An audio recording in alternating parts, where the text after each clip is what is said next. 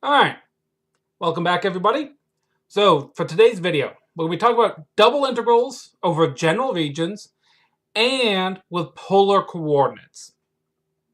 So this is going to be expanding on some of the uses for using double integrals.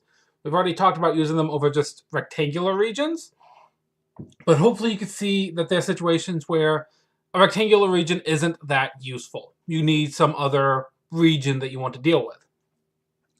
And sometimes it'll turn out that polar coordinates are going to be much more useful than your standard rectangular coordinates. So we'll talk about the little bit of conversion going between the two. So let's start with double integrals over general region. So for the integral itself, the outer bounds must be constants or a different variable that's not within your function. So it could go to t if you're dealing with x and y. That's fine. But it can't be one of the variables that you are integrating with respect to. So that's for the very outer bound. The inner bounds can have variables that you have not yet integrated. So here's a couple of examples of what they could look like. So we're going from a to b on the outside, but then we're going from a function of x to a function of x for the inner bounds. And that's because we're integrating with respect to y first. X has not been integrated yet, so we can do a function of x as my bound. But then we're going to be integrating with respect to x after that. So you have to keep those straight. Vice versa, if we're integrating with respect to x first, then our bounds of the inner function, or the integral, can be a function of y. Now, where are you going to see stuff like this? Well, I'll show you an example that looks something like this. If, say, this is the region you are looking at. There are plenty of cases in the real world where you're looking at odd regions like this instead of just a rectangular region.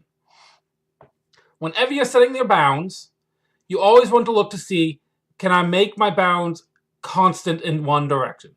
So in here, going along the y, well, this function reveals the starting y value regardless of what x is.